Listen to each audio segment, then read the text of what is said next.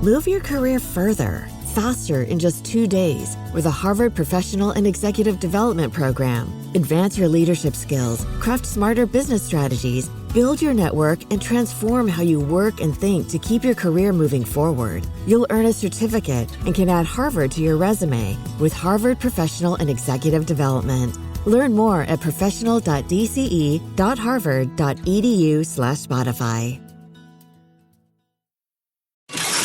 It's More Money with leading economist Steve Moore. Stephen Moore is with us, economist. With more than 30 years experience as an economist and as a leading thinker of government on business, showing deep understanding of the shifts in the global economy. He's leading economist Steve Moore with More Money on Talk Radio 77 WABC. Now, here's your host, Steve Moore. Good afternoon, folks. This is the More Money Show on WABC, the number one talk radio station in these United States. It is always an honor to be on with you every Saturday afternoon from 1 to 3 p.m. We have fresh programming. This is not an infomercial. We have great guests coming up. I can't wait to talk to Corey Lewandowski, who was the campaign manager for Trump, both in 2016 and was a senior consultant for the campaign in 2024. So we'll hear from him about how it all happened.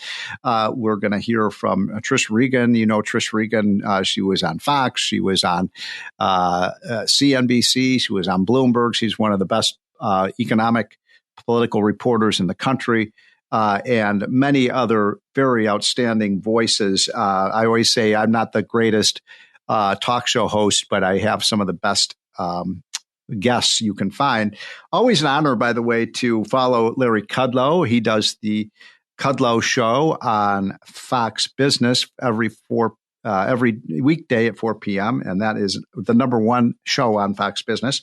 And of all business shows on all networks, he is number one. So that is amazing. And he does the show before me. So I'm grateful to those who hang on and listen to my show as well.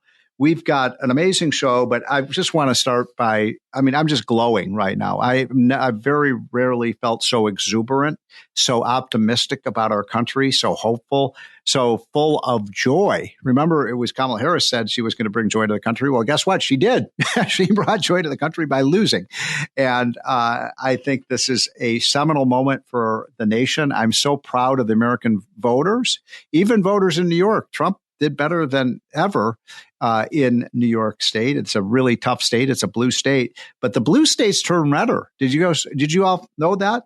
In virtually every state except Washington State on the left coast, blue states got redder. Almost a record percentage of Republicans voting for Donald Trump and Republican candidates. It was a red wave election. There is no doubt about that. It was a red wave election because not only did Republicans win the White House, they also, as you know, they run the Senate. I think it's 53-47, although I think there's one or two that are still being counted. The House looks almost certain to be Republican control, but it will be a narrow majority. I think it will be about 4 or 5 or 6 seats, although I think last time I checked, there were about 20 seats that are still undecided. Maybe even more, 20 to 25 seats undecided in the House. By the way, why does it take so damn long to count these votes? Arizona, here it is 4 days after the election, 5 days after, they still don't even know who won some of the elections there. That's ridiculous. We should have these votes counted the night of the election within 12 or 24 hours for sure. I wanted to make a couple points about what happened in terms of the autopsy report. And I want to start by saying that nobody thought Donald Trump could possibly win this election when he started running 18 months ago. And in fact, the Democrats wanted to run against Donald Trump. They said, throw us in that briar patch. We want to run against Donald Trump because we're going to crush him. And they couldn't possibly conceive of Donald Trump winning an election again. And I don't always defend Donald Trump's behavior, and I don't always defend the things that he says, but I do defend his record.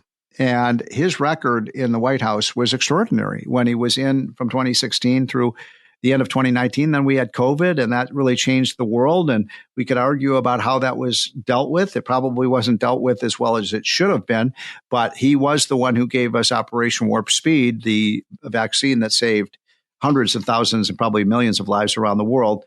So I feel so full of hope for our country now. And I think we're going to hit the ground running. I don't anticipate that I'm going to go into the administration. Who knows? If the president asked me to do something, of course, I would say, yes, it would be my patriotic duty as a citizen. If the president asks you to do something, you do it. But I love what I do, and I love being able to advise him from the outside. But we will see. I don't want to give up the More Money show because this is the best part of my week, is being on with you from 1 to 3 p.m. every Saturday afternoon. We have affiliates throughout the country, listenership, and I learn a lot from talking with you. I'm not going to be able to take callers this week because we have a jam-packed show with so many guests who are going to talk to us about what happened, why it happened, and what is to come next with Donald Trump.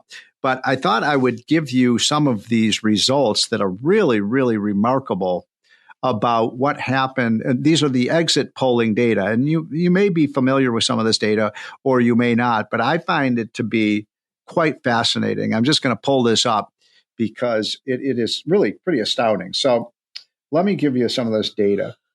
First of all, it is clear to me that this was really more a repudiation of Joe Biden than it was of Kamala Harris. And believe it or not, I'm going to defend Kamala Harris for a minute.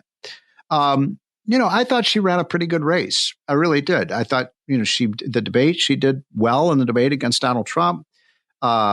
She had, in many ways, a winning personality. She had a beautiful smile. But she had, she had a hard time explaining what it was she wanted to do, and I think that hurt her. But I think the deeper point here is that this was more a repudiation of Joe Biden than it was of Kamala Harris. And Kamala Harris came in as the candidate with 100 days to go. She'd never won a single vote. I mean, it was a tough position. She was thrown into the frying pan by a cynical Democratic Party that basically threw Joe Biden off the bus, even though he had won the primary, had won something like 30 million votes. He said, we don't care about what the voters want. We're going to decide. And then they chose Kamala Harris with 100 days to go. She never got a vote. So it wasn't too surprising that when Donald Trump, barnstormed through the Republican primaries and won a huge percentage of the vote, and then Kamala was now all of a sudden thrust into the situation without winning a vote. And so she had to start basically from scratch, and she had to pick up the failed agenda of Joe Biden. She had to defend that, and that was tough to defend. And that's why she had to say things like, there's nothing I would change about what Joe Biden did. That was a killer answer. I mean, I don't know if she had any other choice, but what's she going to do? She's going to, run away from the agenda that was put forward when she was vice president, and she played a, quote, integral part of that agenda. So all of the baggage, all of the high inflation, all of the illegal immigration, all of the crime, all of the massive debt and deficits. I mean, I could go on and on and on of the things that went wrong in our country, all the left-wing policies of transgenderism and this and that were just so insulting to the American side, the mainstream. Kamala had to defend that. Now, she's she's obviously a very, very liberal person herself, but it would be hard to see Kamala being a worse president than was Joe Biden. And it's important. This is an important point, folks, because Joe Biden said the other day, I'm leaving Donald Trump with a great economy. We're the best economy in the world. What the hell is he talking about? I mean, this is a guy who led to the highest inflation we've had since Jimmy Carter. He ran up our debt by $8 trillion. We borrowed and borrowed and borrowed. He spent money on green energy projects that were a total flop. He allowed the Russian troops, and the tanks go into Ukraine. That would have never happened if Trump had been president. He helped fund the terrorists who went into Israel because he wouldn't drill for American energy. He had a radical green energy agenda. That came back and bit the Democrats right in the butt. And I think they lost the sentiment and they lost their understanding of America. This is not a center-left country. It isn't. It is a center-right country. Now, it's pretty close to 50-50, but it leans to the right. And Americans do love their freedoms. They don't want the government to tell them what kind of car they can buy. They don't want the government telling them whether they can have a gas stove in their kitchen. Those are the kinds of things that drove the American people absolutely batty. And so I'm going to give you some of these polling results. These are exit polls by people who actually voted of 6,000 voters across the country. And the first question wasn't too surprising, the answer. The question is, how do you rate the economy? And the answer is, the percentage was 68% of voters said fair or poor. 31% rated the economy as good or great. So they didn't believe that Joe Biden was right. They felt the sting of the Biden policies. The next one, this is pretty interesting. The question was, compared to 4 years ago, is your family's financial situation better, worse, or about the same? And the results are only 24%, only 1 out of 4 Americans said they were better off today than they were 4 years ago. Now, the number who said about the same was about 30%, but 46% said they were worse off. That is so, to put that, 46% said worse off and only 24% better off. I mean, in other words, people didn't like what Bidenomics was serving up to them. The next one I found really interesting. What was the most important issue to you? And the issues that they listed were foreign policy, abortion, the economy, immigration, and the state of democracy. And I found this to be fascinating because I was really worried that abortion would be the number one issue, but it was not. It was not the number one. It wasn't even near the number one issue. Only 14% of voters said abortion was their number one issue. The number one issues were the economy and the state of democracy. The economy was 2 to 3 times bigger as an issue than abortion. Thank God, because people believe that Trump was better on the economy. The next one was on inflation. How big of a problem was that for you? Did it make you feel richer or poorer? And here is the answer. A severe hardship, 23% said it created a severe hardship, almost 1 in 4 Americans. A moderate hardship, 53%. No hardship at all. Didn't matter to people. That was only 24%. So clearly inflation was just a killer for Biden. And they lost the lesson that presidents lose elections when they have a high inflation rate. That was true of Jerry Ford losing in 1976. It was true of Jimmy Carter losing in 1980. And now we learned again, some 40 years later, that the American people rate higher prices. They hate it. And the Democrats were so greedy, they wanted a $5 or $6 trillion spending spree that led to the inflation that ruined the Biden economy. So there you have it, folks. We have a new president coming in who will be, I think, even greater than he was in his first term. We have an amazing agenda. We are going to drill for American oil and gas, and we're going to use our coal. We're going to use our nuclear power. We're going to drive down energy prices. By the way, gas prices have already come down just from the fact that Trump was elected president. We are going to do our tax cut and make sure that taxes don't rise on the American family, and we're going to keep our business taxes low. We are going to do some tariffs, but we're going to use the tariff revenue to cut business taxes. So in other words, we're going to tax things that come in from China, but we're going to lower the tax on things that are made in Michigan or New York or New Jersey or Texas. And that makes some sense to me. We are going to deregulate the economy and get government off the back of business. We're not going to tell you that you can't use your air conditioner. We're not going to have these onerous regulations on business that make it almost impossible to do manufacturing in this country.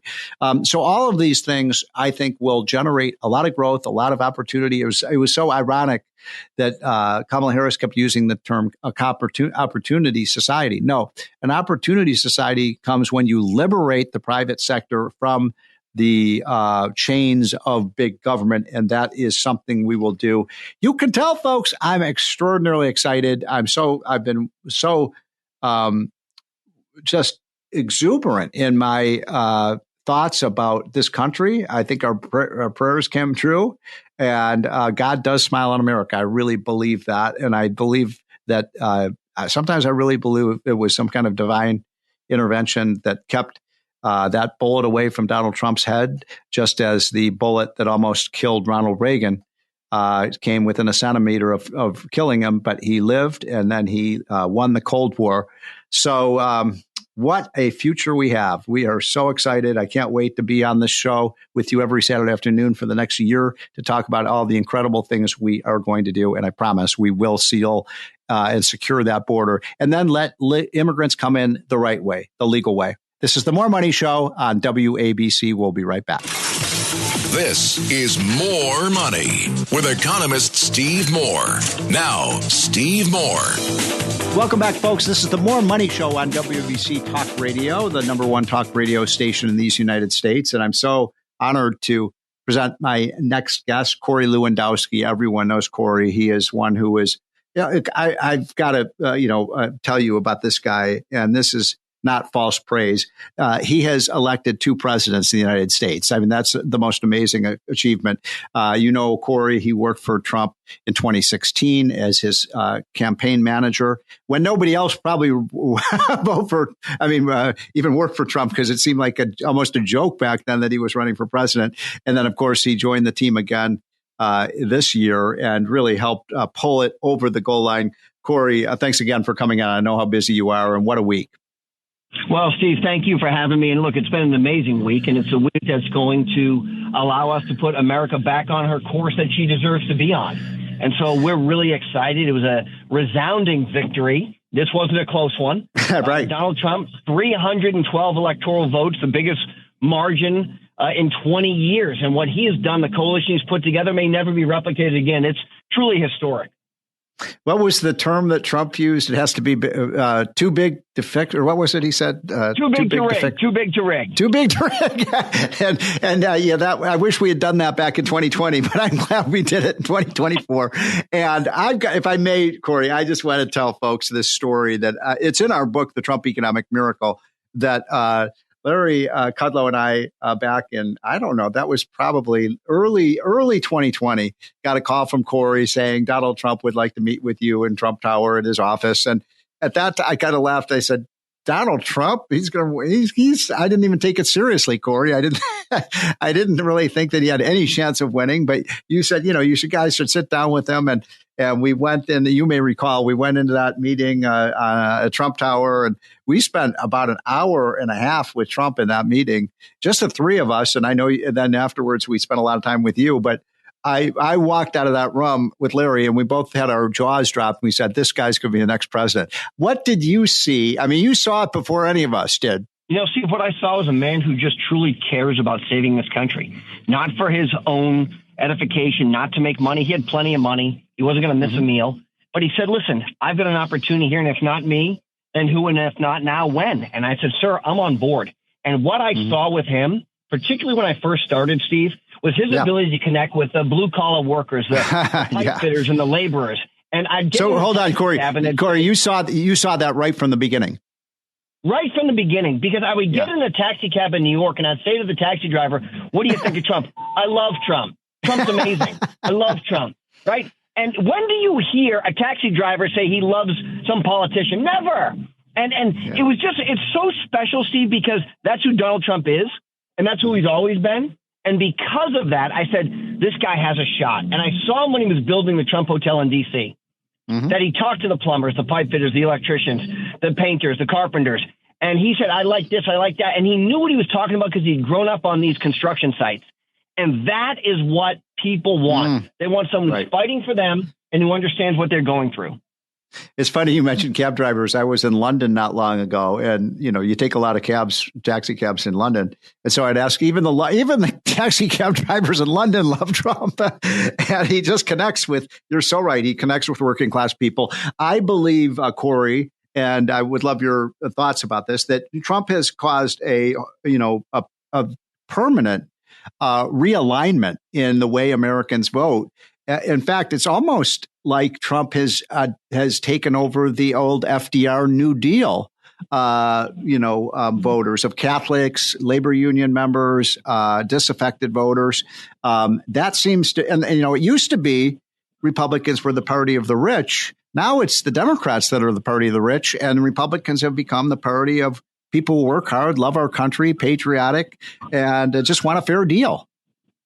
Steve, we've become the party, and look, maybe we always were, but what Donald Trump articulated was we're the party of the people who have been forgotten, okay? Yes, and the Hispanic community Yep. turned out in record numbers. African-American males for Donald Trump turned out in record numbers. Women turned out in record numbers. Look, in the young women vote, Donald Trump overperformed by 6 points. When they told us this election was going to be about women, you know, what they tried to do was tell us that those women were going to vote for Vice President Harris because she has the same gender. But what we found out and what we knew was that women don't vote on gender. They vote on economic security. They vote on national security. They vote on homeland security. And they voted in record numbers for Donald Trump because he's going to make their families safer and more secure.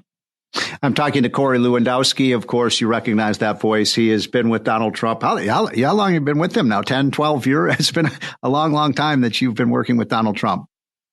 Steve, it's been a decade, if you can believe it. It's been an unbelievable roller coaster ride. I've seen him from the very beginning, and I'm in awe, you know, that. And I'll tell you, Steve, I really want to win in 2020, but this victory in 2024 is so much sweeter. Having sat out, it's the equivalent of you go to the Super Bowl in your first year in the NFL and you don't make it back for 5 years. You have a better appreciation, and we're smarter, more sophisticated, ready to go on day one. And I'll tell you what, Donald Trump is going to be ready to go on January 21st. I'm going to fundamentally transform the federal government.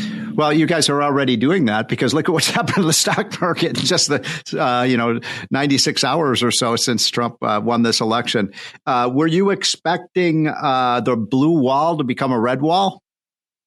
Look, he did it in 16. We did it again in 20. And why? Because of the failed policies of the Biden-Harris-Walz administration. You know, what they have done, their lack of support for Israel showed up in Michigan. In Dearborn, Michigan, 16% of the people who voted in Dearborn, Michigan either blanked Vice President Harris or voted for somebody else like Jill Stein because of their radical agenda. So, you know, when you start losing those votes, you know you're in big trouble. So the blue wall fell. Pennsylvania fell. David McCormick was dragged across the line, much to the chagrin of the Democrats, but Donald Trump dragged him across the line. And then we went and won in Michigan and won in the very difficult state of Wisconsin. And then Nevada, no tax on tips matters in Nevada. We win. Oh, my there, God. Steve. That's huge. I mean, unheard of. You know, the thing that's so cool about Trump is that, he came up with that idea himself. You know, I'm an economic advisor, an informal advisor to him. I didn't advise him to do that. He came up with it himself. I think it really was true that a waitress had told him that idea and he ran with it. But I love that about him. He has I've never met anybody who has better political instincts. And for a guy who's never actually been in politics until, the last 8 years, it's pretty remarkable. It is. And listen, we vetted that through the entire policy shop, which was Donald Trump. And he said, let's do it. And we did it, Steve. We didn't go and write 20 white papers on it. This campaign, like all of them, is a meritocracy. Donald Trump wants to do something. We find a way to say yes and get it done. And he said, I want to make sure we have no tax on tips, no tax on overtime, which is an amazing thing and encourages people to work hard. And that's what we ran on. And anybody who says that, they control or do, say what Donald Trump says is out of their minds. Like, this is Donald Trump. And I always say this, Steve, and I can say it out of affection. He's a one-man wrecking crew with a microphone and an airplane, and he changed the world. Yeah, and he surrounds himself with really great people like yourself and Susie Wiles and Jason Miller. And what a campaign you ran. And once again, I mean, do you remember, I'm sure you do, but when he first started running for president in 2016, remember, they said it was a 1 in 100 shot that he would be 1 in 100. And this time they said, I should have taken those odds. But even this time, it seems so. Remember, they said Trump is dead. He's dead. He can't come back. There's no way. Right. And they laughed. I think a lot of Democrats, in fact, I heard Democrats spent money to help Trump get through the primaries because they wanted to run against him. Well, be careful of what you wish for. That's exactly right. And what we have seen, Stephen, I think what this election specifically showed us was just how bad the media is, the mainstream media. The way they ridiculed him and vilified him and said all these terrible things and told us. And look, that last poll that came out in Iowa that showed that Vice President Harris was 3 points up in Iowa on the Sunday before the election, only to lose by 12. The poll was off by 15 points. When do these pollsters and these fake media outlets ever be held accountable? When does that ever happen? Because they're putting their thumb on the scale. It's election interference. Donald Trump is now suing CBS News for $10 billion for election interference. We have to hold these media outlets accountable.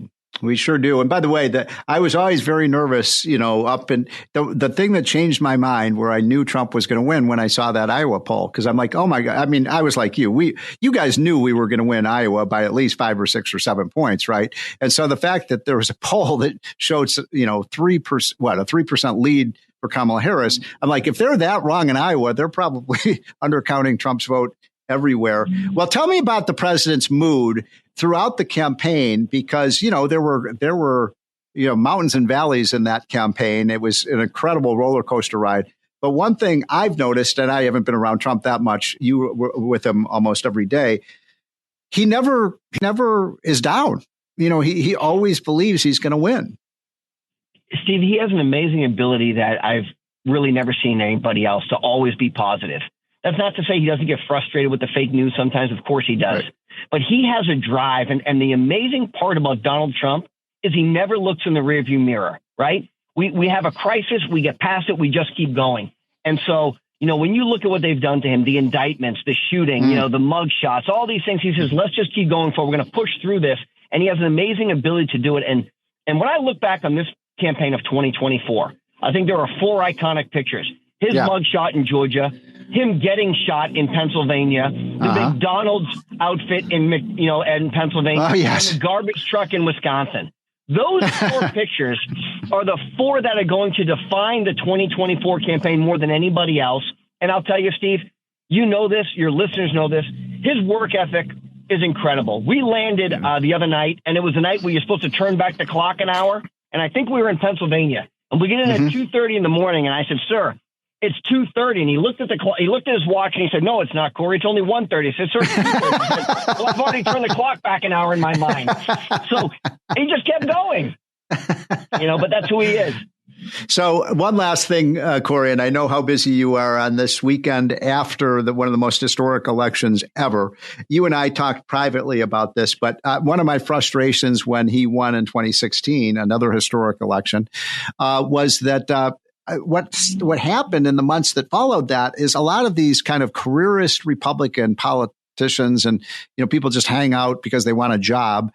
They got jobs in the Trump administration, and a lot of them, Corey, I hate to say this, were never Trumpers. So we got to make sure, please make sure that when you guys fill this administration, it's with people who understand the message that it's a new Republican Party. This is not about getting a job and a paycheck. It's about fundamentally returning America to its greatness. Look, Steve, the first criteria should be, were you with us in the White House? Did you stay in communication with us? Were you with us after all the chaos for the last 4 years? And if you weren't, don't apply for a job. Okay. I've had hundreds of text messages from people saying, hey, now that you're back, I'd love to know if I can help. Well, yeah, exactly. Me too. 4 years. Yeah, right? Me too. I mean, where have you been? These people have a lot of nerve, actually. Steve, it's amazing what some people ask for, and I won't out anybody, but I will tell you that people I haven't heard from, when your phone number doesn't show up on my phone. It's been 6 years since I've gotten a text message from you. Do yourself a favor and don't call me, because I'm not going to return your call. And, Dan Scavino, who's one of the OGs, Stephen Miller, myself, there's a small group of originals who want to make sure that the government is staffed the right way with loyal people who want to make America great again. No, it's so true. I mean, I remember when I signed on pretty early, around January, February. I mean, I was so vilified by my Republican friends. And now we love Donald Trump. So I know exactly what you mean. You were vilified. Well, thank you for an amazing, amazing ride. It's going to be a hell of a 4 years. I think that Trump needs to get his agenda passed as quick. I said the other day to you, I want to say it on there and just get your final reaction. Let's have, it's typical that presidents have a first 100-day agenda. How about a 100-hour agenda? Steve, we have to walk in that door. Okay, as soon as he finishes that oath of office and walks down that beautiful Pennsylvania Avenue and start implementing our agenda, right? We're going to make sure that we've got our cabinet members lined up and ready to go. This hearing started on January 4th for those cabinet members. Critical to pick the right people to serve in the president's cabinet, the ones who want his agenda, not the John Kellys of the world, not the Mattisons of the world, not the Rex Tillersons of the world, but the ones who actually want to put this country back on track. That's our first order of business. The first 100 hours is critical, and we're going to hold to it. So that's Corey Lewandowski. Corey, thanks so much. This is a guy who it's not very many people in the world who can say that they helped elect a president once Corey has done it twice. God bless you, Corey. You are a national asset. And we'll be right back, folks. This is the More Money Show on WABC. It's More Money with leading economist Steve Moore. Now, here's your host, Steve Moore. Welcome back, folks. This is the More Money Show on WABC Talk Radio. Always wonderful to be with you on these Saturday afternoons. It's sunny. I don't know if it's sunny outside where you are, but it is, boy, a sunny time for America. I wanted to remind folks that the book that I wrote with the great Arthur Laffer, who should be the next Treasury Secretary or should be the head of the Economic Council for Donald Trump. He is the most influential economist in the world. So what a thrill it was to write this book with Arthur B. Laffer. We have the book, The Trump Economic Miracle. And I want people to get it. Get it for your friends who may be Democrats, who may not believe that this agenda is going to work, because we lay out so clearly in this book how it is going to work, how we are going to get back to very high economic growth, to really well-paying jobs. We think we can see the average American family see a $6,000 to $8,000 increase in their incomes. And I'm talking about average Americans, not rich people. We think this is going to be an agenda that is absolutely aimed at the God bless the American people. The people are working 40 hours a week, sometimes 50 hours a week. They do their jobs. They love their country. They're raising their families.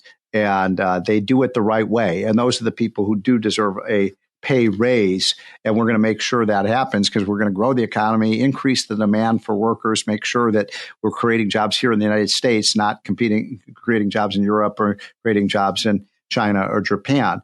And so this agenda will work because it worked before. Every time I see Trump, he says, well, Steve, I've done it twice. And I said, well, I know you did it once. And then he reminds me, the economy was on a big rebound after COVID. And then the American people made a big, big mistake, and they voted for Joe Biden. And we now know that was catastrophic for our country.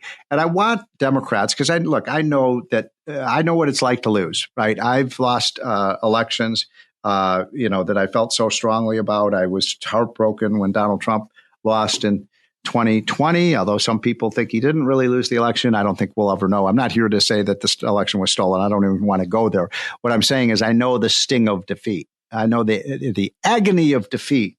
But we all have to accept the result, and let's pray that Donald Trump can do everything he can. I know all of us want Donald Trump to have a successful term. And by the way, he only has one term left, folks. So he can't run for re-election. So let's just root for America, all of us, whether Democrat, Independent, Republican, conservative, liberal. I mean, the one thing we should all do is bleed red, white, and blue and recognize the greatness of our country. So we wrote the book, The Trump Economic Miracle. And this also has in it the kind of agenda for the second term. And I think this is really important. We're going to be cutting taxes. We're going to be getting better trade deals. We are going to pull America out of the outrageous climate change, the Paris climate change agenda. We're gonna pull out of that, folks. I promise, because it is not in America's interest to pass that and to be part of something that makes America pay all the bills and all the other countries laugh behind our back. You know this, by the way. The only country that's cleaning up its air and reducing its emissions is the United States. All these other countries sanctimoniously talk about it, but they don't do it. And so I thought what would be interesting is spend a few minutes talking about, because I mentioned on the show the other week, what are the things that you want to see Donald Trump do right from the start? What are the things he could do almost virtually on day one? And we got so many great responses on this that I just want to read some of these, and I wonder what your thoughts are about them. I agree with most of them. I don't agree with all of them, but here's one that I thought was really interesting. Biden signed an executive order putting DEI, that's diversity directors, in every government agency. This executive order needs to be repealed. Absolutely. We should choose people who work in government for their qualifications, not be based on the color of their skin or their gender or this or that, the other thing. It should be who can do the job. I love that idea. So let's get rid of DEI. And we ought to be a colorblind society. By the way, somebody told me that saying we should have a colorblind society is racist. How? How is it? How is the idea that we're not going to judge people by the color of their skin a racist comment? And if you want to accuse me of being a racist for saying this, have at it. Okay, here's another good one. Congress should begin knocking down regulations by use of the Congressional Review Act. I love this because Congress should have to review every regulation by these unelected bureaucrats who run these ABC agencies, the FTC, the FDA, the OSHA, and all these agencies that were not elected. They're making laws. They're telling businesses how to run their companies, or they're telling you what kind of products you can buy. They don't have the right to do that. Congress makes the laws, not these unelected bureaucrats who run these congressional created agencies. Here's one that's kind of interesting. The Fed needs to be abolished. I don't know if I agree with that. I probably do not agree with that, but I agree that the Fed has not done a very good job lately controlling inflation. I like this one. 5% cut across the board, excluding Social Security and defense. By the way, it says including defense. Yeah, I think we got to cut everything. I'm for a strong defense. I think everyone listening to this show is for strong defense, but that doesn't mean spending $1 trillion. We could have a better defense for a lot less money that really protects America's national security interests. But the Pentagon is the biggest blob budget bureaucracy you're ever going to find. So I like that. The next one. Oh, this is a really good one, folks. Use mandatory E-Verify, close down and then close. That is on voting, E-Verify to make sure people are eligible to vote. Then close down the Department of Education. I think we should do that. Cut the EPA to reflect the fact that most states have state level EPAs. That's a good point. The environment was improving long before we had a federal EPA and all these new regulations. Let the states do it. Here's one. Freeze all federal hiring. Yes, yes, yes. I love that. Here's another one. Defund National Public Radio, the National Endowment for the Arts, and PBS. Yes, we don't need the government broadcasting. We have plenty of broadcasters out there with the government. How about this one? No bailout of debt-laden states like Illinois and like New York and like New Jersey and like California, and all these blue states are going bankrupt, and then they run to Uncle Sam to bail them out. No, no, no. We should not have Uncle Sam and the federal government and Congress bailing out states for their own bad behavior. I think there's a real, what is called a moral hazard problem with that. The more we bail them out, the more they do stupid things. Here's another one. Defund sanctuary cities and states. Oh, I love that one. I think New York City is a sanctuary city. Well, you know what? You're not going to get government money if you're going to allow people to live illegally in this country. Here's one. Move government agencies out of Washington. I love that. Move government agencies out of Washington. Let's make Washington, D.C. The old small southern city that it once was before we moved the capital to Washington, D.C. Move EPA to Flint, Michigan. Department of Education, close it down. Department of Energy to Pittsburgh. Drain the swamp. Yep, I love that. And make the various depths see the real world. Yeah, this is a big problem. Washington, D.C. is a bubble, and they've lost touch with real America. He says, he or she, I don't know who wrote this one, this would be a great way to get federal employees to quit. Well, we need a lot of federal employees to quit because we have a bloated budget that's running a $2 trillion deficit. Here's another good one. Finally, I'm coming to the end here, folks, but these are fun. How about this one? Fire those 30,000 extra IRS agents. Yes, yes, yes. Fire them. Absolutely. And finally, this is something I mentioned earlier. Pull America back out of the Paris Climate Accord. We have no business. I would pull America out of all these international organizations. I don't see them doing anything in America's interest. But great comments, folks. I love them. And thank you for contacting us, because I learn a lot from reading your emails, from reading your texts, from reading your letters. And keep getting in touch with us at the radio station. Because we learn a lot from you all. And by the way, next week I will be taking your calls. I just can't do it this week because we are so loaded up with so much to talk about. And we will be right back. This is the More Money Show on WABC. And I hope you're having a wonderful weekend, because I am. This is More Money with economist Steve Moore. Now, Steve Moore. Welcome back, folks. This is the More Money Show on WABC. Having a wonderful time this afternoon. I hope you're enjoying it too. We have had a historic election that is going to change the direction of our country, and I believe in a very powerful way. You know, I love, by the way, I hope you all get our Unleash Prosperity hotline. If you don't get it, please sign up, folks. I'm not selling you. I promise I'm not selling you anything. I'm trying to sell you my book, by the way, The Trump Economic Miracle. I think you'll benefit from this, and you can go on Amazon. We're number one, by the way. We are number one on Amazon on economic and business books. And I want to be number one of all books. You know, I'm so frustrated because you know who has the number one book in the country today. It is not Steve Moore and Art Laffer. We're up there, but we're not number one. The number one book is by the great Melania Trump, and I don't think we'll ever catch her. And by the way, what an amazing first lady she was and she will be. And I've never seen anything like the abusive treatment of someone with such style and grace and intelligence and dignity. I love Melania Trump. I think she's a beautiful lady inside and out, and I'm sure the press should be absolutely ashamed of themselves. I mean, my God, they put Hillary Clinton on the cover of all these magazines when she was first lady. She must have been on 100 magazine covers, and then remember Michelle Obama. Oh my God, she was on every single magazine cover, and even Jill Biden was like beloved, but they never once put Melania Trump, who's a beautiful, beautiful woman, as I said, inside and out. No, and they even made fun of her accent. These are the people who talk about how much they love immigrants. And look, I do love immigrants. I think immigrants are great for our country. They just have to come in the legal way. And they made fun of her accent. I mean, these people are such hypocrites. I'm sorry. I just don't like some of my liberal colleagues.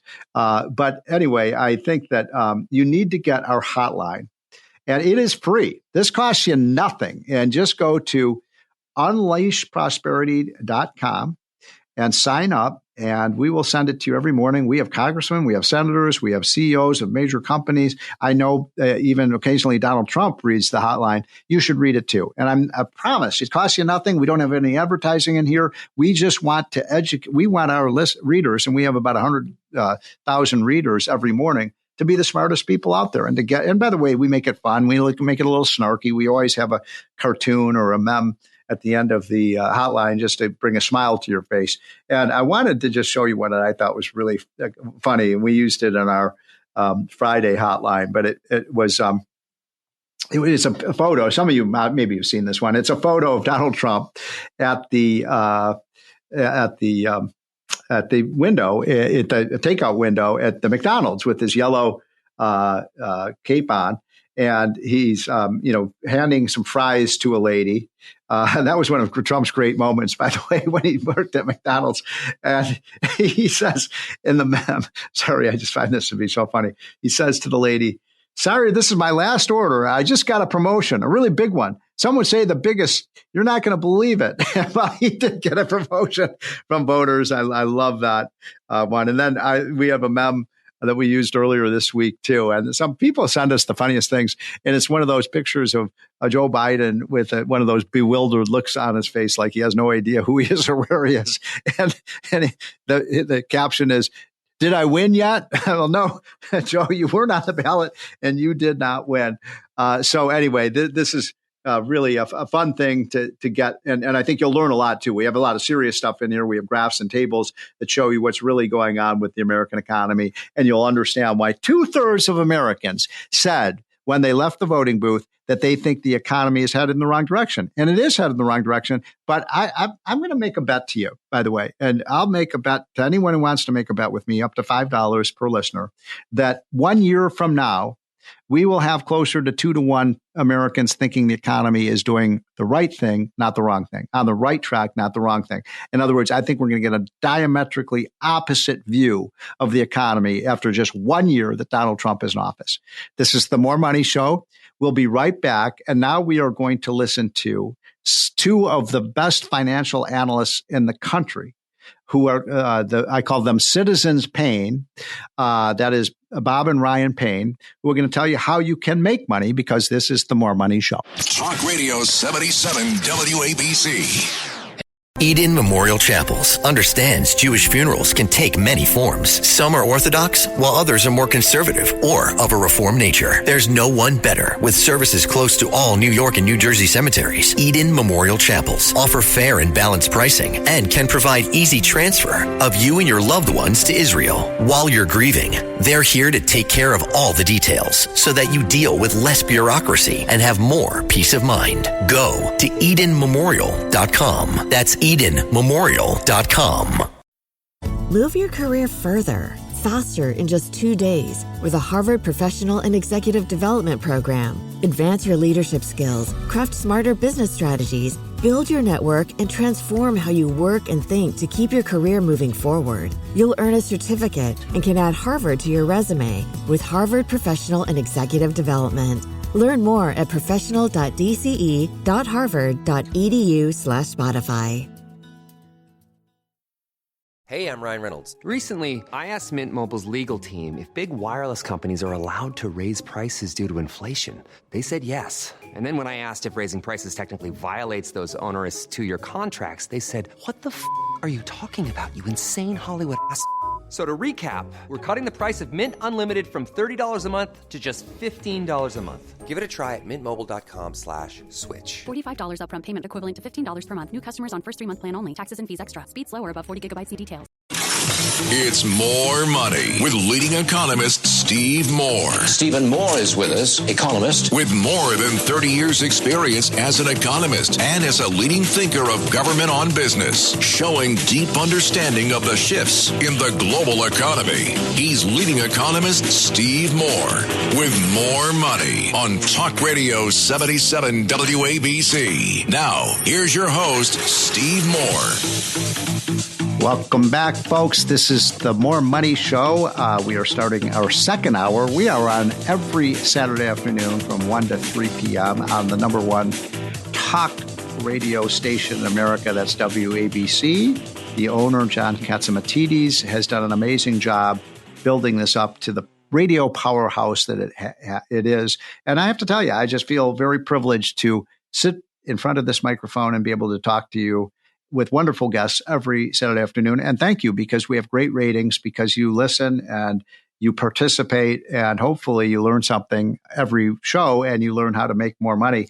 I want to carry on with what we were talking about earlier last hour, which is what comes next. We've had this incredible, earth-shattering election with Donald Trump making this unbelievable, improbable comeback politically. He looked dead in the water after the 2020 election. People laughed at him. Democrats spent money to get him to win the Republican nomination so they could thrash him again. But boy, did it not work. And by the way, is there ever been someone who's gone through what Donald Trump has been? Two attempts on his life, with a bullet missing him by, half an inch. The fact that they tried to impeach him 2 or 3 times on bogus BS charges. The fact that they want to throw him in jail for 600 years on bogus charges. It's amazing. They attack him relentlessly. They attack his family. They attack his wife, and he just soldiers on. It's the most amazing thing I've really seen. I have great admiration for Donald Trump. I don't agree with him on everything. As you know, I disagree with some of the things that Trump is endorsing, but I would say I probably agree with him 80 to 85% of the time. And I consider him to be a friend. He's been so good to me personally, and that's an honor to be a friend of Donald J. Trump's. So I want to talk a little bit about what he's going to do, what comes. And I think most of these things are pretty obvious, but everybody has to know what the agenda is going to be. And so I'm going to give you a sneak preview of my book, The Trump Economic Miracle, that I wrote with Arthur B. Laffer, the great economist. And by the way, get the book just to read the wonderful foreword written by Donald J. Trump. And he carries this book around with him. It's really fun. And when he was giving speech, he said, Steve Moore and Art Laffer have this great book, Trump Economic Miracle. He's the one who came up with the title, by the way. And he loved the charts in them, uses them all the time. And Sean Hannity, if you listen to and watch Sean Hannity's show on Fox, we're on every Thursday night for a short segment on the economy, and he uses a lot of the charts in this book. So very quickly, we have a chapter in the book called What Comes Next? What will Trumponomics 2.0 look like? And we have, 10 or 12 key points that I think Trump will pursue in terms of rebuilding the economy. So let's start with number one. I'm just going to go over these very quickly. Slash job killing and costly regulations. Yes, the regulatory state costs us. It's an octopus. The regulations on our businesses and our families. It's like a $2 trillion tax on the American economy. We can lower that. We can cut 20 to 25% of these regulations and save hundreds of billions of dollars.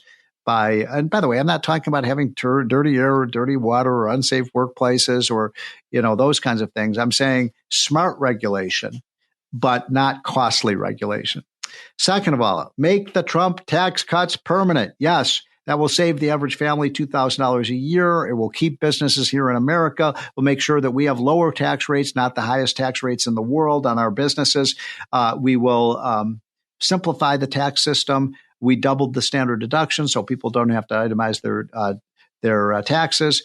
We got rid of the evil alternative minimum tax for almost everybody, et cetera, et cetera. We want to keep that tax cut in place. Some of those provisions are set to expire. We want to make sure they do not. Third, replace welfare with work. I am in favor of a safety net for the American people. I don't want any American going hungry or homeless. I want people to have a sufficient income that they don't become destitute. But if you're going to get money from the government and you're able-bodied, you have to either be working or looking for a job or in a training program. This idea that we're just giving money to people who aren't working, it's bad for America. It's bad for the people who are on welfare because it creates a kind of dependency. And there is no dignity in getting a government check when you haven't earned it. And so that is something that will be a high priority. 4, use America's abundant natural resources. We have $50 trillion of natural resources. We ought to go at them, get them. We can charge the drillers and the miners a royalty, and we can charge them fees for going after it. We could probably raise $10 trillion in tax revenues and make America mineral and energy self-sufficient, raise money, create jobs. It's a no-brainer. Number 5, cut medical costs by demanding that healthcare prices are transparent. Every time you should go to every time you go to the doctor, you go buy a drug, you go to the pharmacy. Every time you have to be in the hospital, the prices for the services you receive should be available to people so we know what it costs. Right now, nobody knows what anything costs, and that's the reason healthcare prices are through the roof. 6, modernize America's infrastructure. Yes, we need more. Biden spent all this money on, quote, infrastructure, but it was not on things we need. He spent money on solar panels and windmills and battery plants and so on, and none of that paid off at all. We need pipelines. We need oil refineries. We need better roads. We need things like SpaceX. We can privatize this stuff so we can have the greatest infrastructure in the world. Number 7, allow every parent in America, every one of them, regardless of their income or skin color, to have access to the best schools, including private, Catholic, and charter schools. That is called school choice. Every single city in America, every single state in America should allow parents to have a choice of where they send their kids to school. It's especially important for minority parents that are oftentimes stuck in horrible, horrible school districts to be able to have the choices that they deserve. Number 8, promote free and fair trade deals. I'm a free trade guy, but we have to get tough with China, and I believe we will. Number 9, downsize government. Downsize government. We have a $6.5 trillion budget today. It's closing in on $7 trillion. We have to cut at least $1 trillion out of that. I love the fact that we've got Elon Musk saying that we're going to have a commission to deal with the waste and inefficiency. And by the way, that's my 10th item, create a national commission on government waste. And guess what? That's exactly what Trump will do with Elon Musk running that commission. Number 11, empower the president to impound funds. If the president thinks we shouldn't have to spend money, let's not spend it. Why are we wasting money on things we don't have to spend money on? Just because Congress appropriates the money, there's every president from Thomas Jefferson through Richard Nixon had this authority, and then Congress took it away from him. That's ridiculous. We're running a $2 trillion deficit. If we can save money by not spending it on things we don't need, don't spend it. Number 12, let's have a pro-America immigration policy that secures our border, but gets into America the great immigrants, the hardworking people that we need to come in the right way. Number 13, revive America's great cities through enterprise zones. And that is a wonderful, wonderful idea that will bring a lot of capital and jobs into some of the dilapidated cities of America. Let's get rid of the crime and let's let the capital in that creates jobs. Number 14, eliminate taxes on Social Security benefits. I think that's a great idea by Trump. Number 15, end taxes on tips. I love that one. Number 16, pull the U.S. out of the Paris Climate Accord. I mentioned that earlier. Number 17, maybe the most important one, drain the swamp. Washington is way, way too big. It's luxurious. People are living high off the hog inside the swamp, and they're spending your and my money. We've got to bring to an end to that. And let's make Washington, D.C. a sleepy southern city again, not filled of arrogant people who spend our money, the trillions of dollars, on themselves, not the American people. That is the agenda. I think Trump would pursue all of those. Even if he pursued only half of them, boy, would it be a better country. We will be right back, folks. We have a great second hour of the show. So hold on, stay with us. By the way, we have fresh programming. This is not a rerun. This is not some canned commercial. It is new programming for you because we do this every week. And next week, we will be taking your questions. This is the More Money Show on WABC. Shop early, save big, all month long during Black Friday build-up at Lowe's. Right now, get select pre-lit artificial Christmas trees starting at just $59.98. Don't wait to save. Shop these deals today, in-store or online, because Lowe's knows deals. Discount taken at time of purchase while supplies last. Selection varies by location.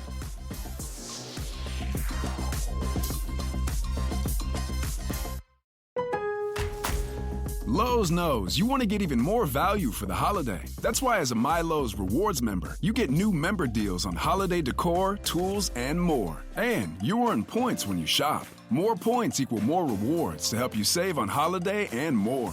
Not a member? Join for free today at Lowe's.com/MyLowe'sRewards because Lowe's knows deals. Program subject to terms and conditions. Points are awarded on eligible purchases. See Lowe's.com/terms for full details. Subject to change. Shop early, save big, all month long during Black Friday build-up at Lowe's. Right now, get select pre-lit artificial Christmas trees starting at just $59.98. Don't wait to save. Shop these deals today, in-store or online, because Lowe's knows deals. Discount taken at time of purchase while supplies last. Selection varies by location.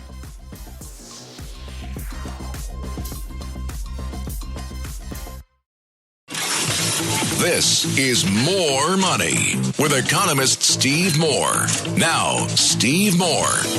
Welcome back, folks. This is the More Money Show on WABC on a beautiful Saturday afternoon. I don't know if it's beautiful where you are, but I feel everything's beautiful right now after what happened on Tuesday night. Just so excited about the opportunity for our country to flourish and to be great again.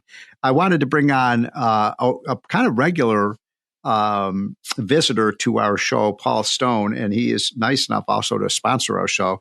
And he runs Colonial Metals, but I wanted to bring him on for many reasons, not least of which is that he has a great finger on the pulse of what's happening with the economy, and especially with respect to what opportunities you might have in terms of investing in metals, gold, silver, and others. And so, Paul, thanks for joining. So, appreciate it. So glad to be back and so grateful to be back. Thank you. So we have this new president coming in. I think he's going to be great for the economy. Is he going to be great for investing in gold, silver, and other metals? Oh, absolutely. Because the biggest thing, we could say, oh, great, the economy can flourish. But the number one ingredient the economy has been going without and drifting without for decades is truth. Is what? Truth. Truth. Okay. And I posed this question to many trained and professional and long-term economists and say, what is GDP since 2008 without any printed money? It's a negative number. Right. It's a negative number. And so when you hear Elon Musk says we can cut $2 trillion out of the federal budget, great. So that's 30% of what the government spends in the year. A lot of it's printed money. Mm-hmm. If you imagine your economy flourishing on the ground, however it's doing, breathing 100% content oxygen, and you cut 30% of that financial oxygen, that would be like moving your economy to an altitude of 16,500 feet. Wow. Climbing Everest is literally dying. You are literally dying as you climb Everest because there's not enough oxygen to keep you alive. That's why they have to make a quick run to the summit and then come down low as fast as they can. So I was just looking when you were talking. So I see gold price at roughly 2,700. And so a lot of my friends have predicted that it will go well over 2,800, maybe up to 3,000. What's your prediction? There's two realms of trading, if you will, and I'm not a trained economist or giving anyone any financial advice, just trying to illuminate some things that I've studied and read made sense to me. If they make sense to others, great. I'm trying to be helpful. There's two realms of trading for gold, and that is the headlines phase movement for gold, which we're in now, and then there's the events phase.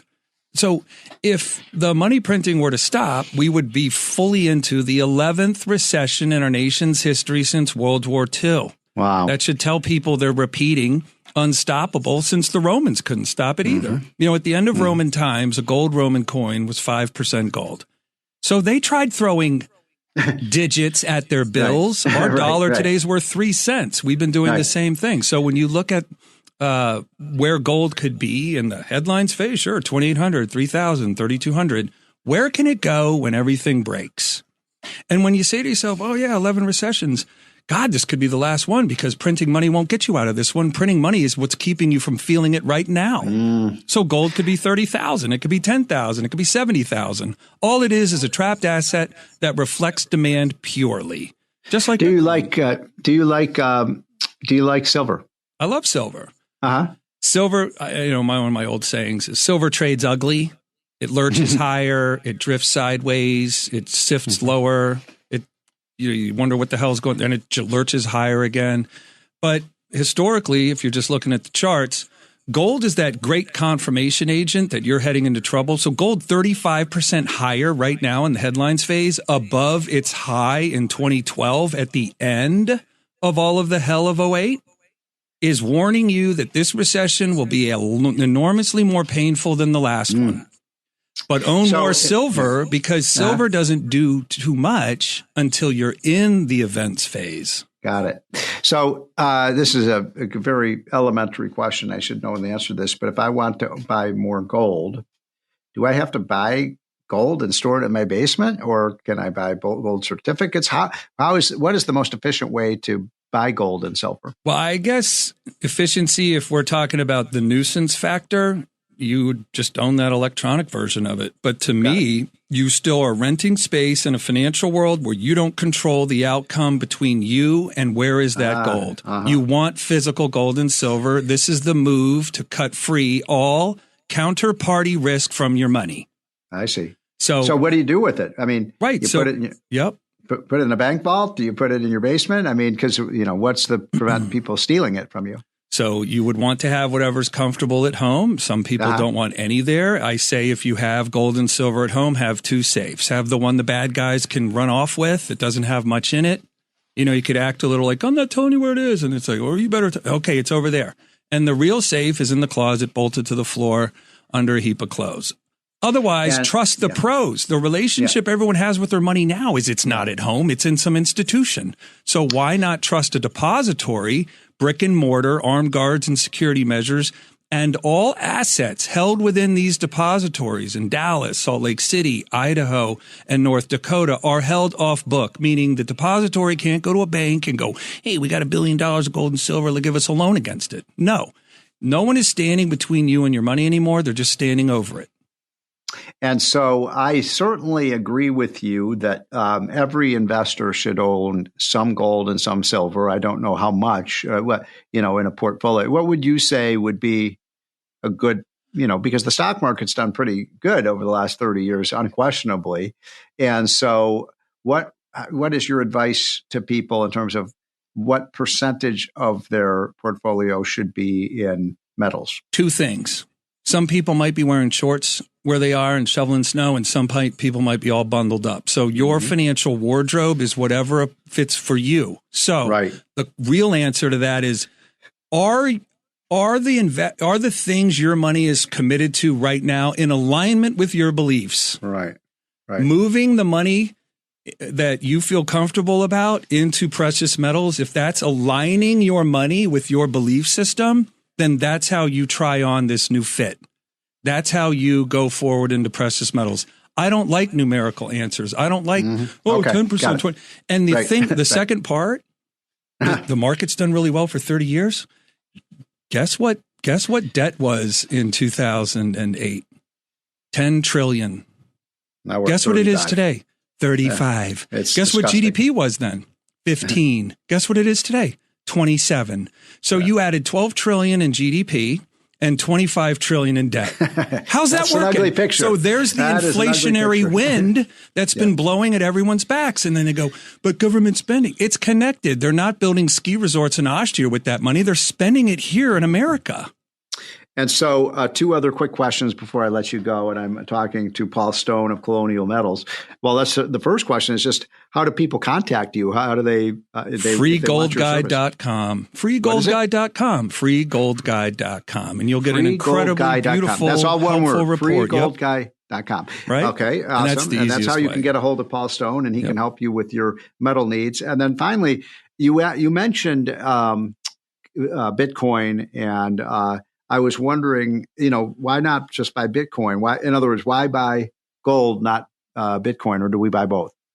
So, again, and no financial advice. To me, the move. So if you're saying, I'm worried about where my money is today, what are my other options? It's cash, physical cash in a safe at home, real estate in the financial world, or in the vault. To me, anything that requires permission, electronic access, some kind of journey to my money that I don't control isn't smart. I want all dependencies that I'm not aware of can go right or wrong. I'm not in control of. I can't wake someone up in the morning and get access to my money. I want all of that off my money. I want it in a depository, or if I had to, I'd ride a horse to get there, or I want it in a safe at home, or both. I don't want to depend on the electronic world anymore. That's me. And that's Paul Stone. And he is the head of Colonial Metals. He has been a longtime supporter of our show and is one of the sharpest guys I know about finance. Paul, have a great weekend. Thanks for stopping in the studio and educating us. Thank you, Mr. Moore, and thank you for all your great service bringing conservative principles and ideas to people, because sometimes the road uphill is, less chosen, but the world and the life of principles is the only way to go. And thank you for everything you've done sometimes for America it even pays throughout off. Your career. Hell yes. Thank you, sir. Thank you so much. Paul Hoorah. Stone, you're our national treasure. We'll be right back, folks. This is the More Money Show on WABC. It's More Money with leading economist Steve Moore. Now, here's your host, Steve Moore. Welcome back, folks. This is the More Money Show on WABC Talk Radio. Thank you so much for joining us on this exuberant, wonderful, joyful, can I say that word, joyful? Steal that word right from Kamala Harris. Saturday after the election that was a thunderous election, a red wave election that was engineered by Donald J. Trump.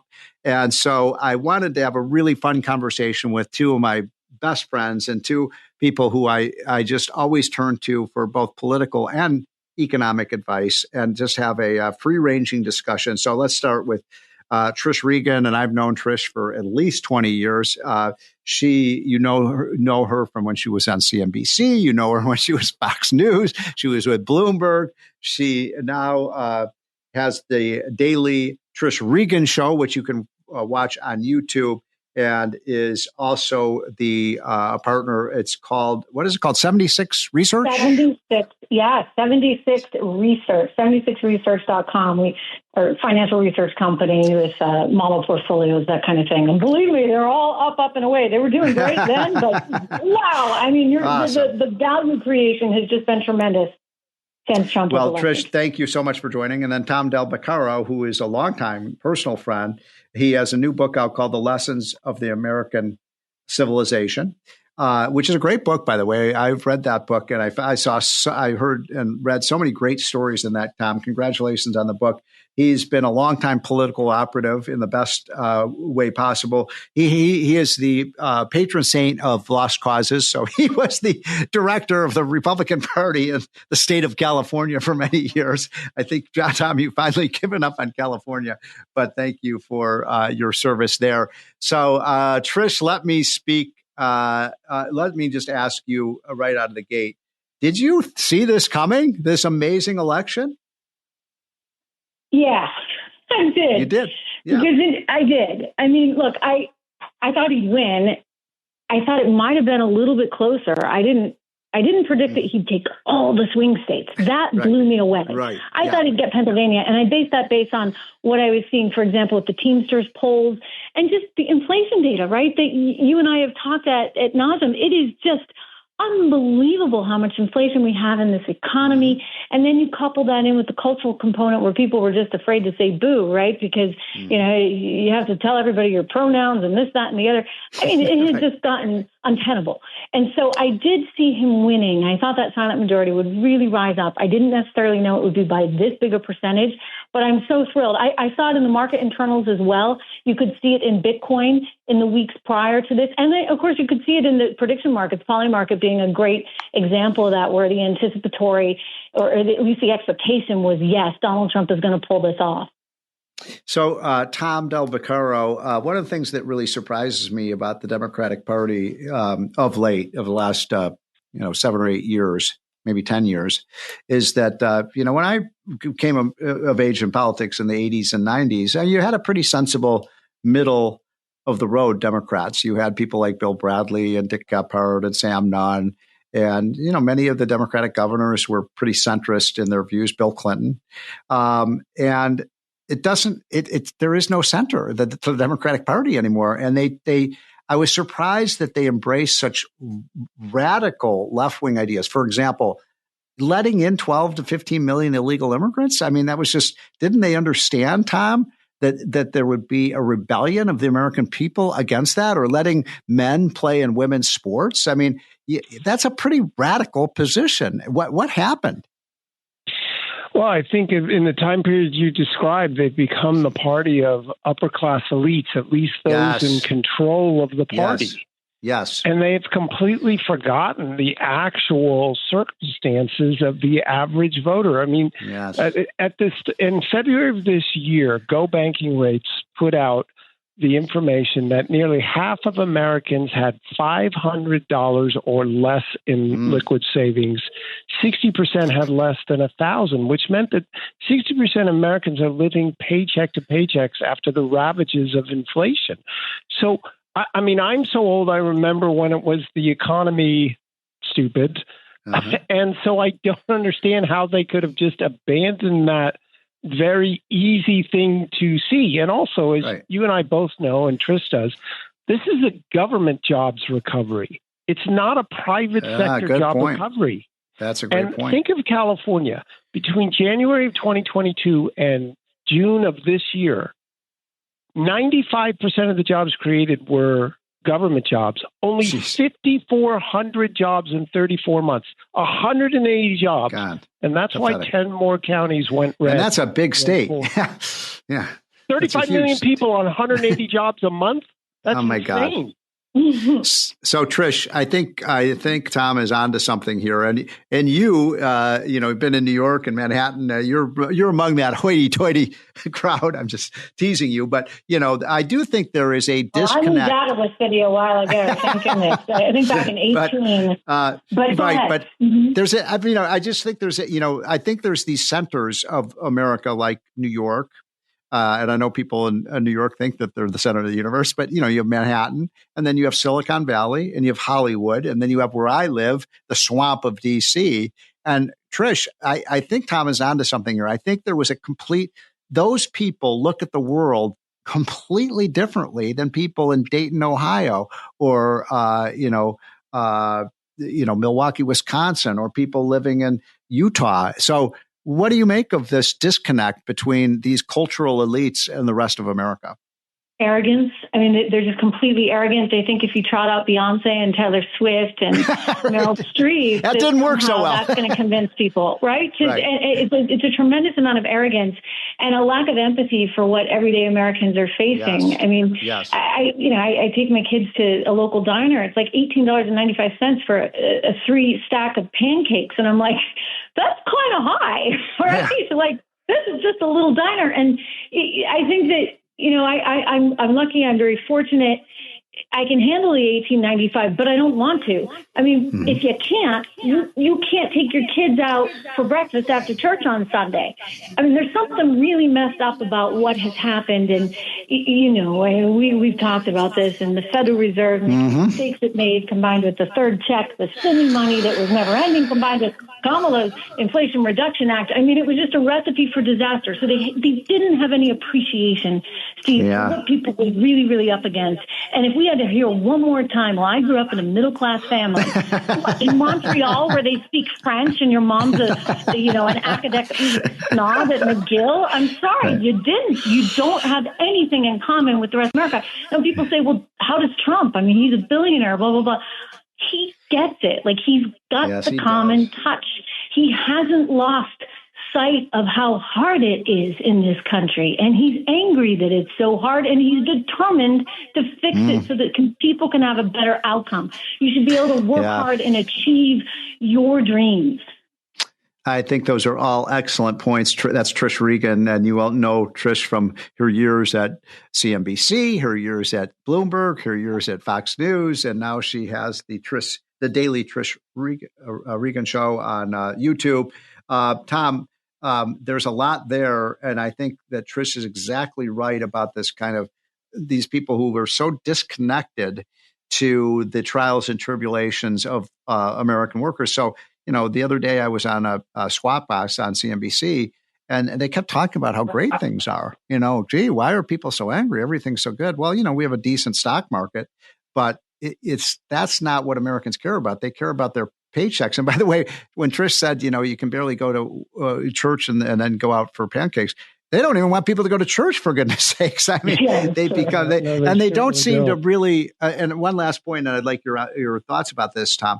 I think there's also a patriotism gap. I'm not so sure these wealthy, rich liberals have a sense of appreciation for the greatness of our country. No, they certainly don't. And I talk a lot about that in my book, The Lessons of the American Civilization. Civilizations are born in faith and they die in doubt. Great point. The elites here don't think America is special, and they live in what I'm going to call the butter bubble. I don't know if you saw Joe Scarborough talking, shocked that butter was I did see that. Yeah. $7. Tell him what. Tell folks what he said. Well, he's singing a whole different tune. Let's keep in mind, it's like he just woke up and turned into Texas Carlson. I mean, like the day before he was in this sweatshirt like the cool kid, and then the next day he's got a nice little prim little tie on and a nice little navy blue jacket, and I'm like, who are you, buddy? And he's going on and on about, you can't talk anymore, and kids on college campuses, and it's like, where were you last week? I mean, maybe he just sees the handwriting on the wall and he wants I thought it was really get some power. I thought it was really interesting. I don't know if either of you saw Zuckerberg's comments when Washington Post did not endorse. They did not endorse Trump, but they did not endorse Kamala Harris, and about 40% of the people in the newsroom wanted to quit. They were so indignant about that. But Zuckerberg, who is no conservative by any means, he said, "Look, we've lost touch with half of America, probably more than half of America, and we better start appealing to them." He said, we better start, getting some conservative columnists and conservative voices, or we're not going to be in business anymore, Tom.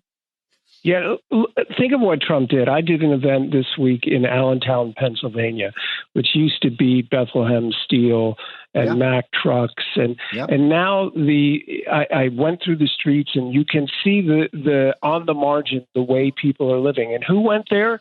Donald Trump. And how did Kamala finish up her campaign? Instead of getting out the vote, she was with Oprah Winfrey, shaming America. And so they have lost that. And it's because they're doing well enough. These media elites are doing well enough, and they don't get it on the ground. As far as the campaign, as an old chairman, I saw how voter registration was changing. Take Nevada. Mm-hmm. Trump lost it by 34,000 votes in 2020. Republicans had a net gain of 84,000 voters, and there you go. You can have the opportunity to win because the economy's bad. So, Tom, let me just interrupt you. Let me interrupt you for 1 second, Tom. Have they called Nevada for Trump? Those Western states. Some outlets have, but not all have. But at the end of the day, you can have the opportunity to win an election because of inflation and a bad economy, but you also have to do the work on the ground.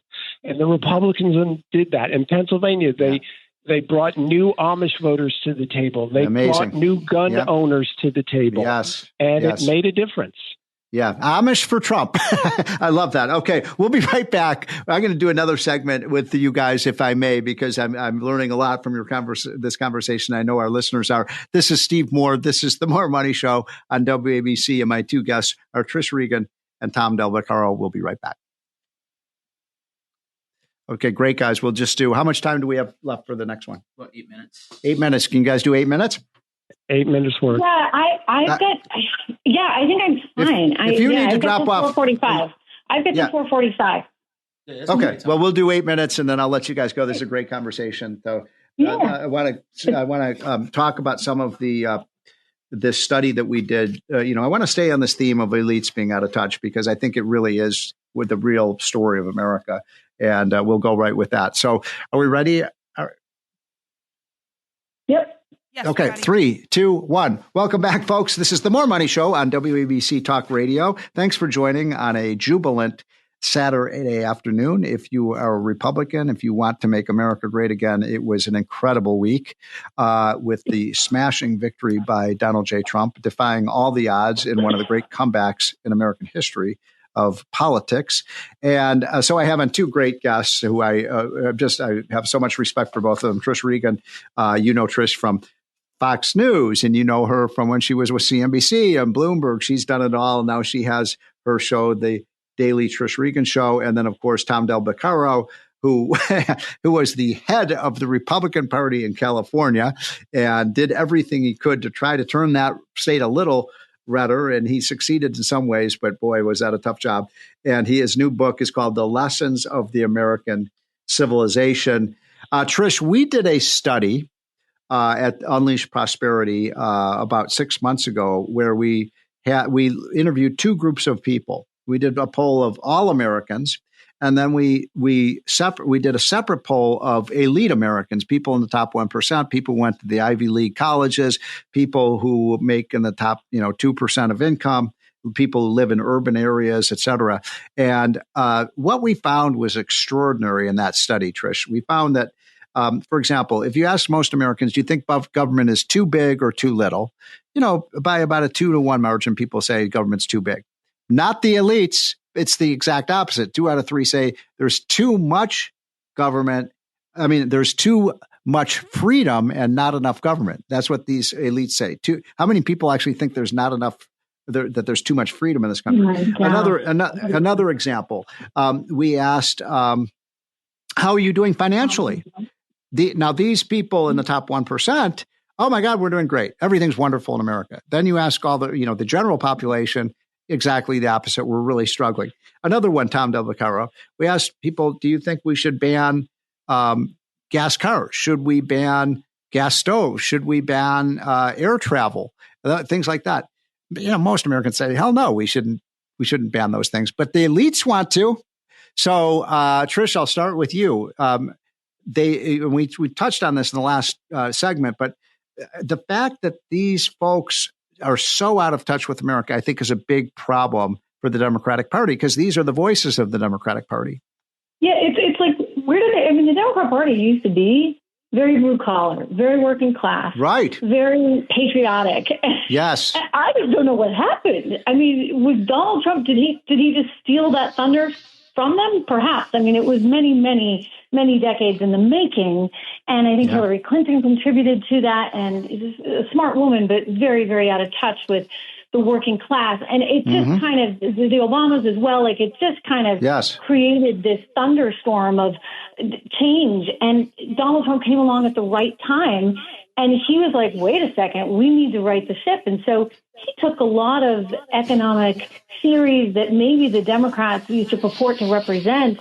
He embraced some of those and he said, no, but we actually have to do this. Like, we need to actually look out for our middle class in America. And you think about his administration, he had the highest increase in middle class wages since the 1950s. That's adjusted for inflation. And, I was reading the morning of the election, the New York Times was doing this sort of theoretical piece on if Trump wins, why would it be? And they were saying because he leaned into the economy hard, even though none of that's true, because, inflation is coming down and we had 2.8% GDP growth. And I'm like, inflation's coming down. I'm sorry, guys, it was at upwards of 9% at one point. In other words, we've had mass inflation and it's cumulative. Nobody seems to understand that, nor do they understand at the New York Times real wages. And so I think fundamentally that's the big problem. So can I ask you a question as a woman, Trish, because I'm not a woman and you are, and I don't even identify as a woman. But, we thought that one of the big things that happened in this election, was that the Democrats wagered big that the abortion issue would be a huge winner for them. And I was looking at some of these statistics in the exit polls, and only about 16% of all voters said that abortion was the number one issue for them. So what do you think happened there? The economy's stupid, right? Like, it's the border safety. It's honestly like most women are CFOs of their families. They're paying for the groceries every week. They're looking at this saying, I can't afford, I have to make a choice because my kid's lunch, the price went up 70%.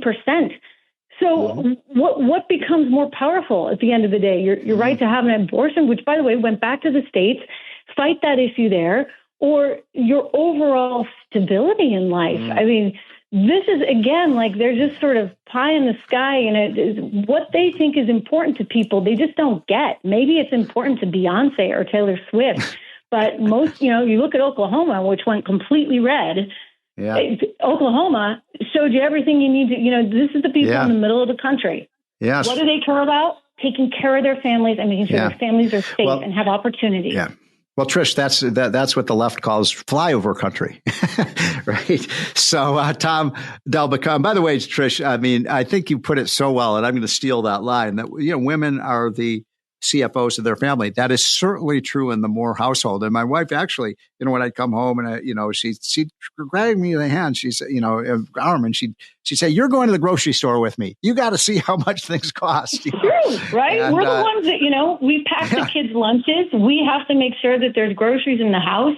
I mean, I don't mean to stereotype, but it's kind of the general reality. And so we know we're the ones buying the kids' clothes, buying the kids' sneakers. We know what prices are. So, Tom Del Beccaro, you are now married. Congratulations, by the way. I had an awesome time at your wedding, which was about a month ago. And so you're newly married. Are you buying the groceries, or is your wife? Well, I was one of 8 kids, and I was commissioned to learn how to cook at a very young age. So I'm quite aware of what and it would shock even me. I actually remember about 2 years ago when I was doing an event in California's Central Valley, and I stopped off at a fast food restaurant. And I just got a simple hamburger in the Central Valley, and the meal was $16.50. And I thought to myself, how do these people afford this? This is when inflation was really at its height. And inflation is the worst of the economic maladies that a president or a sitting president can face, because every day it affects you. When you go get gas, when you pay your bills, when you go to the restaurant, when you go to there's not a day it's out of someone's mind. And so when you add on to that the crime wave, which meant that you had to ask someone, can you open the door so I can, the lock so I can get deodorant? But the elites don't face that. And that's at the end of the day, I hope they continue to believe that the voters were wrong. Because if we're going to right this ship and stop these $2 trillion deficits of spending, which are essential, and people need to remember, we are not that far away from bad inflation again. If you're running $35 trillion national debt and $2 trillion deficits, it doesn't take much to push you back over that edge. That's true, Tom. And the Fed just lowered rates again. And I'm a little queasy about that, Trish. I am too. I'm a little queasy about it because I feel like, wow, like the train is leaving the station. Donald Trump's coming back in. He's going to unleash prosperity like you've never seen. I think, all the wind is at his back. So I know he's going to love it, right? Because he loves low interest rates. But I'm like, I don't know. Yeah. I worry about that's one of the first things. That's one of the first things he told me in my first meeting with him. He said, "Steve, I love low interest rates." And I said, I know. He's always loved low interest rates. Of course. Well, he's a real estate guy. Like, real estate people love low interest rates. Right? Why not? You borrow on the government's dime. But the end of you have to think of the implications of it. Steve, at the end of the day, we need to stop funding government, the government job market.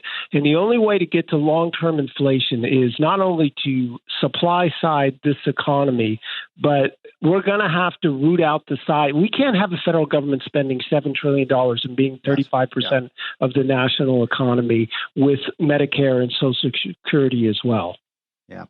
So Trish and Tom, one last question. Thanks again. Trish Regan and Tom Del-Beccaro, two of the smartest political and economic minds I know. I'm going to just run a hypothesis by you and just see what you think. And this isn't original to me, but the old, you're a historian, Tom, and you had the FDR New Deal coalition. And that was basically minorities. It was Catholics. It was labor union and working class Americans. And those are Republicans now. So is the New Deal coalition now the Republican Party? Well, I would say that once the socialism takes hold of a political party, it never lets go, and it moves farther and farther left. And the only time it wins nationally, like in England, is when the conservatives fall down and don't deliver. So Republicans have an opportunity here to do the right thing and make this realignment real. The answer to your question is yes, but it still only remains an opportunity, and politicians have blown a few opportunities over the years. To say the least. It's so interesting to me, Tom, that, apropos of what Trish was saying, that Reagan won an historic election in 1980. And remember what he said? He said, "I didn't leave the Democratic Party. The Democratic Party left me." And that's kind of pretty much what Trump said. I mean, Trump was a Democrat. And same thing. I mean, he didn't exactly say it, but it was kind of, indirectly said, "I didn't leave the Democratic Party. The Democratic Party left me." And I think a lot of voters felt that way, too. Yeah, no question about it. They looked at their breakfast and dinner and lunch tables and made a decision. No shocker, given that their wages had fallen. Yes. Yep. Tom Del-Beccaro, thanks so much for joining us. Trish Regan, you are a superstar as well. Folks, this is the More Money Show on WABC, and we will be right back. This is More Money with economist Steve Moore. Now, Steve Moore.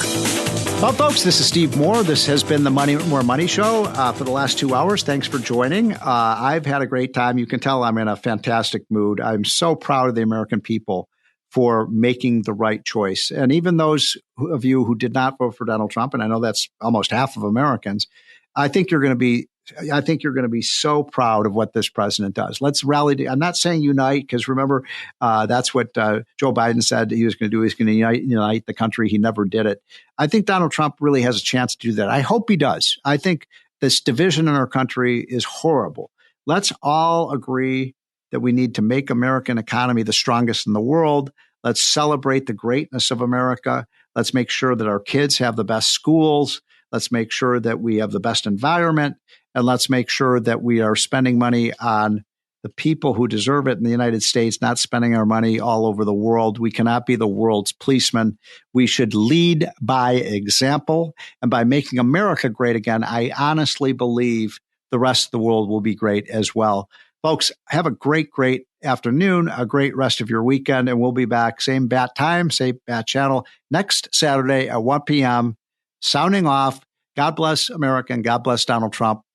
Have a great weekend. Talk Radio 77 WABC.